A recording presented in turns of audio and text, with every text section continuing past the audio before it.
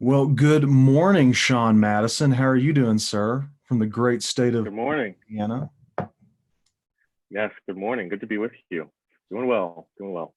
Awesome. We are so excited for you to be our guest for a little bit of a webinar, I guess, but exploring Gen Z and millennial attitudes of the 2020 election. So, uh, for those who don't know, Shawn has experience working with political campaigns and positioning towards demographics. And so we're going to explore just recent events that are shaping how our elections are going to look. Spoiler alert, we're not going to talk about COVID because we're all tired of talking about COVID. But we're going to jump in and get going. So let's see. Let's toggle the screen just a little bit and let's get started. So let's see. Oh, sorry, technical difficulties. Zoom, learning to Zoom all over again is definitely a Right. challenge in and of itself. You know, 2020 you, for you. you think you know how to work everything, and then you find out you don't know how to work everything. So Very true. So, as we said, this is about Gen Z and millennial attitudes of the 2020 elections. Our three questions that we're going to explore in the next 20 to 30 minutes is one, will Gen Z and millennials vote? Two, political motivations of Gen Z. And three, the Biden Harris VP ticket. Um, some may ask, well, why not discuss the Trump Pence VP ticket? Because that has been successfully solidified for about 4 years. And so there's likely, for this episode, there's not really a point in exploring that just yet.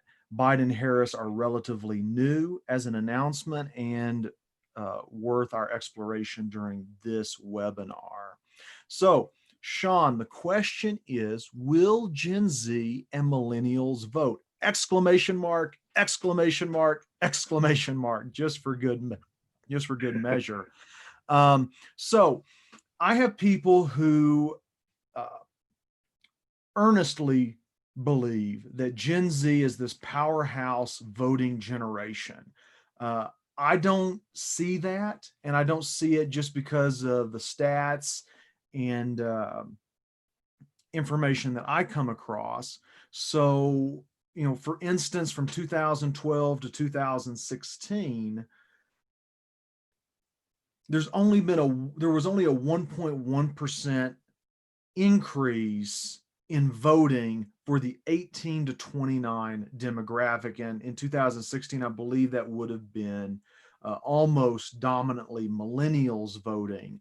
Gen Z maybe, got a few votes in here and there, but they were, 18, maybe 19. So in 2016, I always tell people, go back and look, like, did they vote? We remember during the DNC convention in 2016 of lots of pop stars, lots of energy, things like that, but it didn't turn out the vote that they hoped. So Gen Z and second wave millennials were, I say only, maybe that's more significant than I'm giving it credit for, were only 13% of the electorate.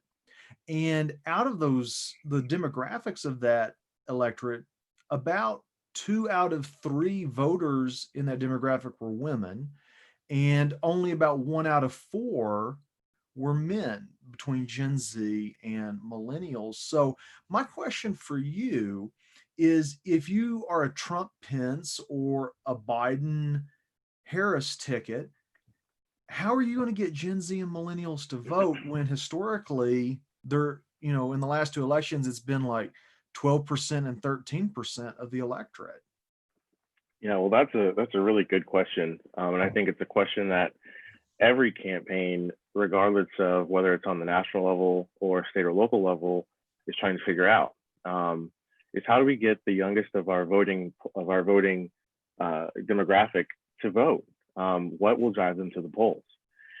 You know, in every generation, there's always one or a couple of bellwethers of determining why members of that generation are so excited and enthusiastic about voting. For some, it may have been they went through a war and they saw how differences in presidential policies could really drive the nation in different directions. For generation like myself, I grew up in the post 9/11 world. I was 5 or 6 years old when 9/11 happened. So that's one of the motivators for why I vote. Granted, again, I'm not necessarily a full-fledged Gen Z. I'm more of a cusp between millennials and Gen Zers. You do like to make that delineation all the time. So I do, because I'm literally right on the edge. So I kind of fit both molds. But again, there has to be something that will drive them to the polls. Now, with Gen Z, it could be COVID, and it could be how they see their government has responded, and they may have not agreed with how the government responded with COVID. That could be one of the determining factors, but that won't happen. We won't know that until several election cycles from now. But as far as determining, you know, what each campaign can do to reach Gen Zers and millennials, is for one, you have to go to them. It's not about them coming to you. You know, they are very much of the mindset that they can determine their own destiny, and that their groups of friends can determine, you know, how they are successful in life. So if you don't go to them, you're not going to get any votes at all. You're not going to get a majority of the votes. Let me put it that way. Part of it also goes back to how they grew up, right? So many Gen Zers grew up in households with millennial parents, or are growing up in households with millennial parents who, you know, they vote on some things, but they don't vote on everything, and they're kind of apathetic. So if you have that per household, where more households are generally tending to be apathetic, then you're going to have less voter turnout and participation in the following generation. So that's another aspect of it. But what are the hot button issues that affect Gen Z today, or that Gen Z are passionate about, that are knowledgeable about? You're not going to walk up to a Gen Zer and say, "Hey, let's talk about tax policy," for the most part. But you can walk up to them and have a conversation about climate change. Sure. About our carbon footprint. You know, you can talk about, you know, issues concerning the poor, issues concerning housing. Those are issues that Gen Zers care about and are passionate about. And unfortunately, neither party's ticket has that as a front and center of their campaign.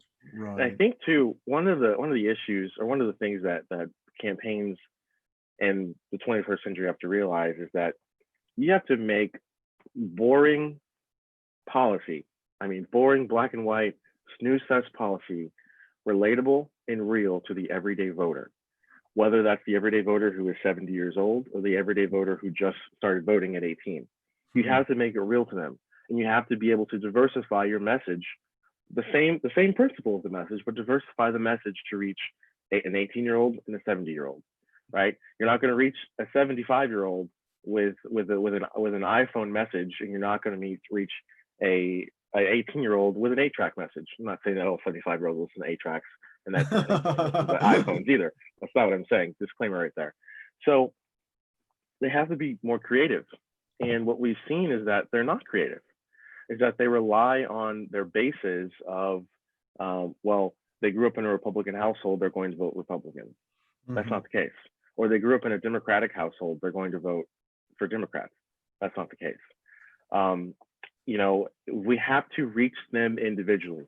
It involves going to campuses. And that's why when I was in college, one of the most pivotal, what would you call it, determining factors in how to get college turnout in the cities that they live in was for candidates to come to the college campuses and meet with them. But how do we get the students there? We have to incentivize extra credit points for different classes. We have to incentivize food. You know, there has to be some sort of incentive as to why they should support you in your campaign. So you've got to go and pinpoint directly to them. It can kind of go into this area of identity politics of, well, I'm just going there to get their vote and I'm just going to forget about them. Well, I think Democrats and Republicans have learned in the past few years that doing that for decades isn't sustainable for the life of the party. So, yeah, all that to say that, at the end of the day, they have to go directly to them and figure out what their needs are and address their needs based on the principles of their party's platforms, and then try to convince them why their platform is better than the others. Because in politics, it is salesmanship. It is determining why what I'm pitching to you is better than what they're pitching to you in the long run, and here's how it can better affect you. That's great. That's great. We're gonna hold. I want our viewers and listeners to hold on to that thought of connection. A word that came to my mind was authenticity. But we're gonna hold on to that thought for the very end, because something just occurred to me about Gen Z's buying patterns, and so we'll explore that in just a little bit. So moving on to our next question: the political motivations of Gen Z. And I think this is worth mentioning, or meaningful to mention, is that ethnically, 1 out of 2 Gen Z are not Caucasian. But fewer Gen Z are immigrants. And as you mentioned, Gen Z believes that climate change is due to human activity at 54%. Actually, millennials believe that at a 2% rate higher than Gen Z do. And we say this to segue into this Pew Research poll that we have here on the slide, is that Gen Z, more likely than other generations, want an activist government. So 7 out of 10 essentially believe that the government should do more to solve problems. Um, and only about 3 out of 10 believe the government is already doing too much and we should leave this to businesses to solve these problems. So with these two issues of like climate change and government activism, or the government having a more prominent role in our daily lives, uh, what do you think that a Trump Biden, or I'm sorry, Trump Pence or Biden Harris ticket should do to capture the attention of these Gen Z and second wave millennial voters? Yeah, that's a very good question that I don't have all the answers for. I will definitely offer my 2 cents. And just a disclaimer: I am not the authority on Gen Z and political interaction by any means, or millennials and political interaction. Um, but I think one of the areas is that um, every generation kind of has an uprising when they are of age to vote, when they are of age to be an adult, where that uprising says we're going to take this power into our own hands. We're going to take the country and we're going to shift it into a direction of which we choose, because we can, right? We have that power now.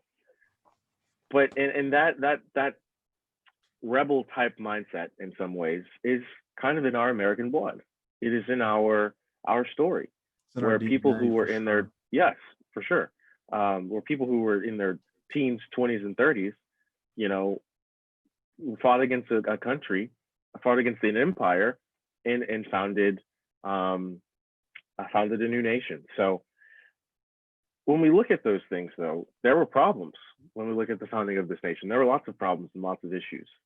So when we go back to today, we see that a lot of the things that we're pushing for, that Gen Z is pushing for, politically speaking, are lacking in knowledge and lacking in education of how our system works. Mm-hmm. Well, then the response to that is, well, why don't we just do away with the system? But there's a system to do away with. There's a method to do away with the system, and we're not following that method. Mm-hmm. It's not. It's less about being cavalier in our approaches to trying to reform the system than it is about actually affecting systemic change. Mm-hmm. Something I say all the time is I don't want an overnight policy shift with an overnight fix for issues that have been plaguing our country for decades and centuries. I want a long thought out, painful process and painful policy shift that isn't, because to me, the quicker it is to fix, the easier it is to undo that fix and to go back to where we were, if Sure. not worse. Sure. So, policy is slow. Policy is painful. Governing is painful. Governing is slow. But there's a reason for that. And the reason for that is that you are working out and you are hashing out every single possibility necessary. You are Mhm. going through every possibility to make sure that you are including as many people as possible, that no one is being left out on the table. And the problem with that is that for so long, people have been left out. And with those people being left out, those people have their voices have been amplified. That's a good thing because we need to know that those people have been left out to begin with, right? But the method in which we fix those issues are not necessarily what we're seeing in the streets today. So when I look at the fact of 1 out of 2 Gen Z are not Caucasian, just because we might be eliminating or we might have fewer racial biases, or less racial bias, Mhm. doesn't mean that there still aren't issues of inequality that we need to address today. Absolutely. On the issue of climate change, many Gen Zers, I'm surprised that number isn't higher when it comes to climate change due to human activity for Gen Z. But I think a lot of that also has to do with education. Mhm. We're not really taught about climate change when we're growing up in school. We're not taught about what exactly is climate change. I remember when I was in 8th grade, I think it was 8th grade, we watched we watched Al Gore's An global warming inconvenient video. truth. An Yeah, yeah. inconvenient truth, yes, yes. And that was all I learned about climate change or global warming in Mhm. school at all. So that was all I had to go off of. But in the same sense, we have a plethora of information at our fingertips called our phone. And are we looking to our phones for information? Are we looking to reliable sources on our phones, not just Twitter, for No. information? Or are we No. spending it No, being we're busy? not. Well, you're right. We're not. We're spending it being busy for entertainment purposes, like TikTok, which I have devolved into the TikTok world, and it is um, definitely tragic to go down that hole because you're there for several hours and you're like, well, what could I have been learning in these 4 hours that I've been watching crazy stupid videos? So all that to say that an activist government isn't necessarily something that is American at its core, Mhm. outside of baseline policy principles that you can relate to the American people. Because Mhm. again, the purpose of government is not to be in your face all the time.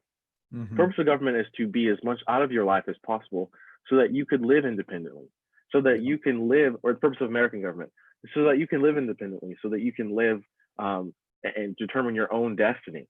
without government intervention every step of the way.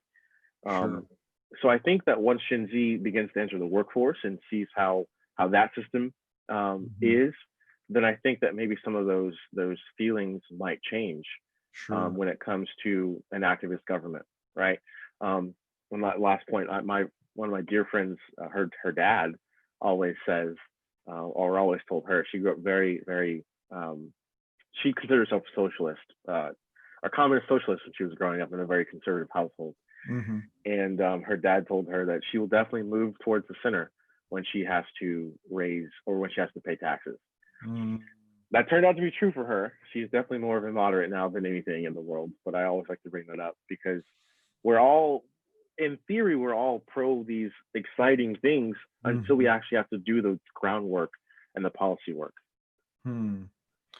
So there's a few thoughts that I think are interesting because I was at a gathering last week and I'm the Gen Z guy, right? So people are asking me questions and they're saying, "Well, Aaron, Gen Z is going to vote conservative this fall, right?" And I go, "It depends." And it's a Yeah. mixed bag because Gen Z is they tend to be financially conservative or economically conservative, but socially progressive. And I think that's a challenge that neither of the two candidates can really have presented that. So, and we'll dive into that here in a second. Sure.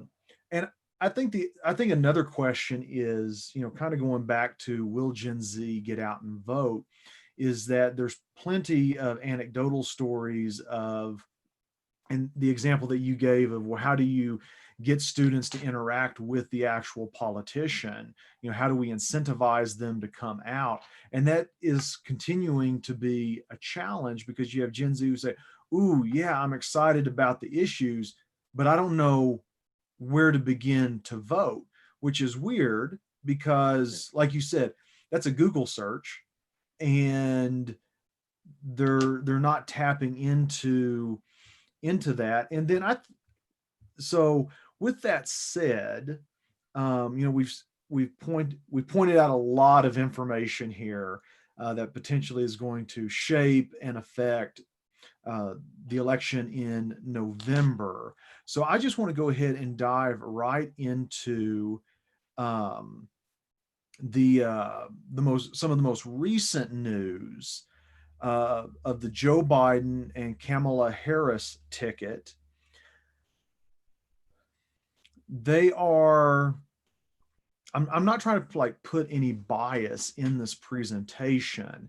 If you've read some Atlantic articles and some others, even those thinkers on the left are questioning the efficacy of this ticket.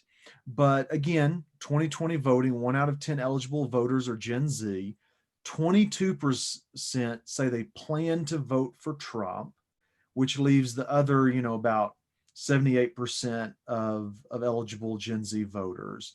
Um, if you're a Gen Z voter, does Biden and Harris appeal to you? What are your thoughts? Well, that's a yes or no question, yes or no answer. Um, yes to some, but no to others, or yes to I many and think no to it's many. I think it's actually it depends. I think that's But it is also and it depends, right? So I have friends who are very involved in the Democratic operative world, yeah. um, and they are excited about this possibility, because about this ticket, because they think that this is definitely the key to them winning, because it is a very safe ticket. It's a Hmm. very traditional ticket. It is not the normal vote we've had for the past 4 years, where Hmm. we've kind of have policy going here, there, and everywhere all the time, and Hmm. policy shifting for no with no clear explanation as to why those policies are shifting until after those policies have shifted. Sure. Not saying that Sure. that's a bad thing or a good thing, but that's just the nature of the last 4 years. But then I also have friends who are on the more progressive wing of the Democratic Party, or who don't even like the Democrats to begin with, but they're just progressives, Sure. and they're very upset, right? So they're still harboring their disappointment with the fact that um, um, Senator Sanders or Senator Warren didn't win the nomination, Yes. and the fact that Senator Sanders kind of so quickly just kowtowed to Vice President Biden. So they're more upset that he picked Kamala, because in the era of everything going on, Kamala was a former cop, as they Yep. say. She was the lead or the top cop in California. But at the same time, my 2 cents is that Kamala is definitely more of a progressive candidate. She's more progressive than Joe Biden was when it comes to these modern day policies, because Hmm. she was in the policy position to not necessarily to create policy as Attorney General, but to determine how those policies were enforced as Attorney Hmm. General and as San Francisco District Attorney. Hmm. So she has more of a footing, and she's closer to that more progressive action Sure. than the Vice President Biden would be. But with that being said, it really doesn't depend, in my opinion, my estimation, it doesn't depend on whether or not people are excited to vote for Joe Biden and Kamala Harris. Hmm. It's more about what is their enthusiasm for getting Donald Trump out of office, Hmm. or wanting Donald Trump to stay in office, right? Hmm. So I read a poll yesterday, and it said that 36% of Democrats are excited about Joe Biden being having the possibility of being president, and they're Hmm. excited to vote for him. Whereas I think another 58% said that they just are voting for him because he's not Donald Trump. Right. That's a clear lack of enthusiasm, which Yeah. matters, but it's not the only determining factor in an election cycle. So let me pause you right there. Just hang on to that thought, because this is what I was alluding to when just a few minutes ago, is that one thing that I speak about is the reality that Gen Z wants a type of transparency and authenticity in the brands that they buy, or the influencers that they allow to influence them, via Instagram or YouTube. Sure. And so and part of that also is Gen Z is not as enthused about politics maybe as millennials want to force that that perspective on them. So when it comes to the issues of authenticity and transparency, like we could say, and I think this is accurate, Donald Trump is authentically a jerk. His Twitter feed is authentically troubling Trash, and rude. antagonistic, but that's Yeah. authentically him. So my question is, with like a Joe Biden and a Kamala Harris, do they have that authentic factor that would appeal to a Gen Z or second wave millennial voter?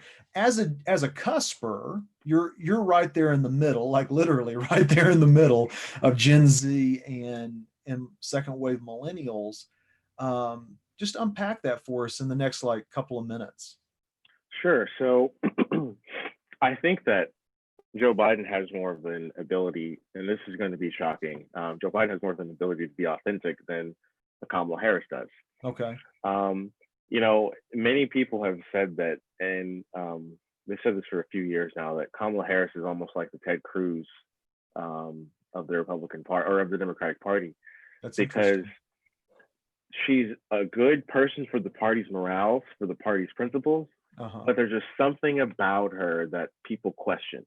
And there's something about her motivations that people question, but they can't pinpoint it, right? But they know that there's something about her that they question.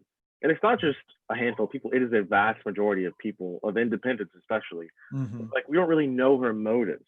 We don't know. We saw how she was on the debate stage with Joe Biden and how she ripped him to pieces. But we're also seeing how she's so kind and lovey-dovey. Now, part of us would say, well, that's politics. But other people would say that, well, that was a really personal attack.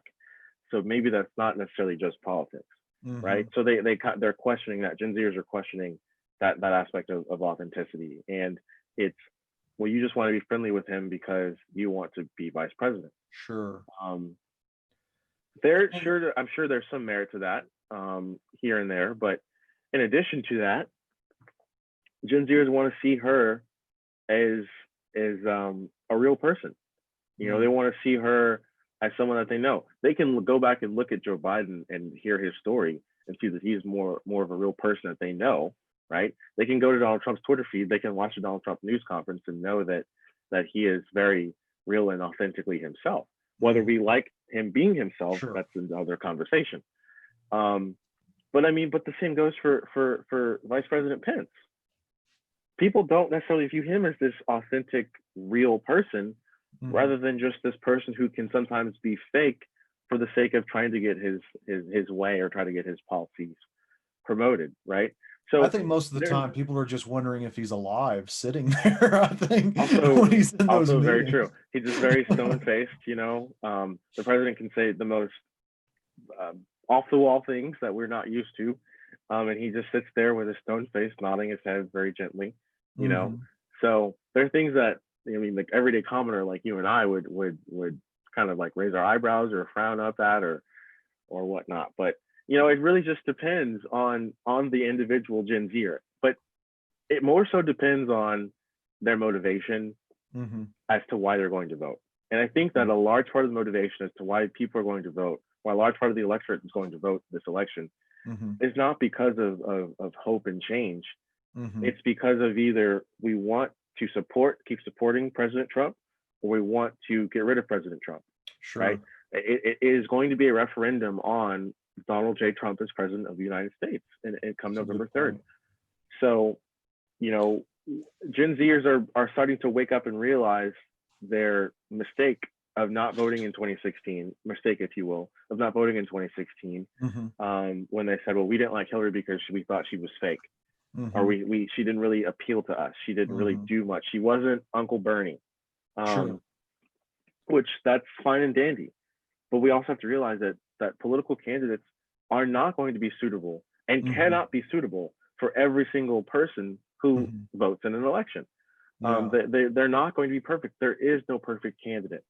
But what our job is to do is to make sure that we are voting in those people who most align with our views, in order to one day maybe have that candidate that is as close to perfect as we can have. Those are good thoughts. I'm going to disagree with you just a little bit and give you an opportunity to tell me I'm wrong. But I think Gen Z is going to predominantly stay home. I don't think a referendum is enough to get them excited to come out to vote. Now, with that said, we haven't seen any debates. We haven't seen any data on Gen Z viewership or second wave millennial viewership. But I I think the Biden Kamala ticket is not exciting, and I think the Gen Zers that are paying attention, they're not just voting out of an ideological surface like every political camp has, but those who are really paying attention, I don't think there's much to be excited about for them for this election either way, whether Republican or Democrat. So, and I think there's going to be I think there's also an authenticity issue. Not so much with Joe Biden. Joe Biden is Joe Biden. I mean, Nancy Pelosi said that. She's like, well, he's Joe Biden. That's who he is. I mean, I think in many ways, Trump and Biden are very similar, actually. And I know that's going to get me excoriated for saying that. I think Kamala is, I think it's still the unknown factor with Gen Z about authenticity, and whether or not some of her past comments about candidate Biden from the debates comes back to work for her or against her in that. But I mean, the real issue is whether or not Gen Z is paying attention at all. And we just don't have enough data on that right now. So rejoinder, and then we'll close this out. Yeah, so I don't disagree with you in the least bit, because but you don't agree with me. I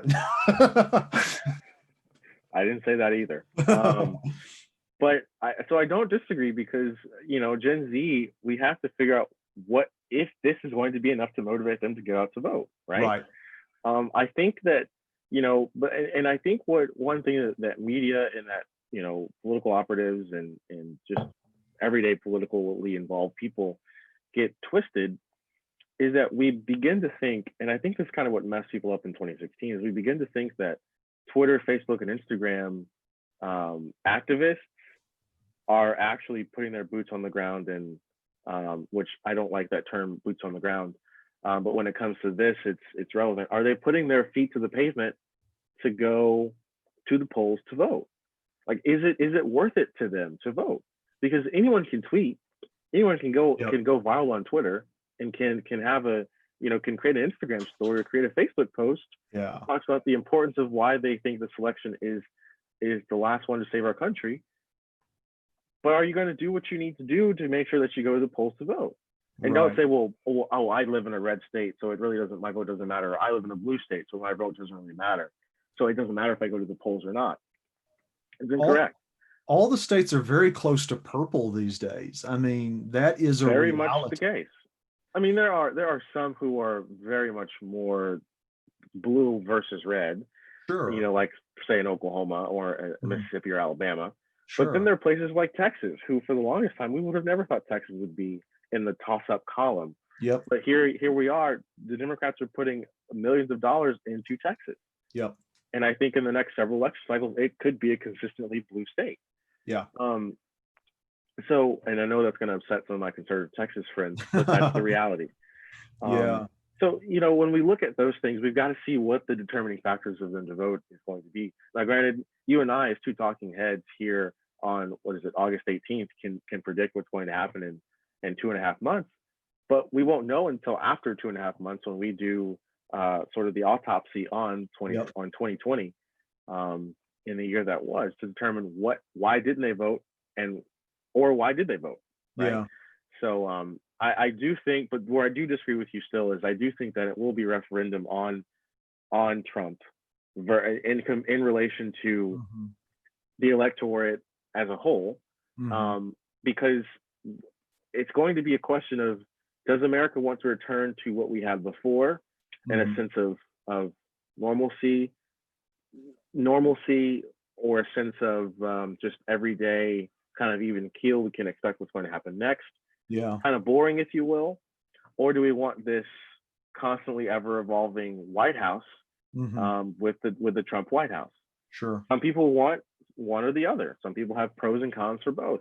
Yeah. That is up to them to decide in a ballot box. I can see pros and cons to having both, but that is going to be up to the individual voter to determine, and we will see what happens November 3rd. I am not going to make any predictions. I've been asked to make predictions, but it's far too early to make a prediction, which is kind of scary to say considering it's 2.5 months away. Well, I I live in a little bit of a red echo chamber here in Colorado, and everybody's thinking that Trump's reelection is a slam dunk, and I'm constantly reminding people that Trump won, I believe, Michigan and Wisconsin by only 10,000 votes in each state. That is not around that number. I mean, that's not a landslide victory. That is, wow, we inched that one out. And so I think this election is still very much a toss up. We know that polling in America isn't necessarily working anymore. There's some factors and variables that we haven't adjusted for. So, right now everything is kind of indicating that it's in a dead heat. But we don't know. We just don't know. And like you said, it's, get out the popcorn on, what is it, November 3rd? Is that when election day? Get out the popcorn, have a barbecue and settle in for a long night, because this election is far from decided. So awesome. Well, Shawn Madison, thank you so much for being with us on Gen Z Deep Dive, this webinar on Gen Z and millennial voting. And we will be sure to have you back soon, because this is always an evolving conundrum. So we look forward to having you soon. Awesome. Well, thank you for having me. Look forward to it.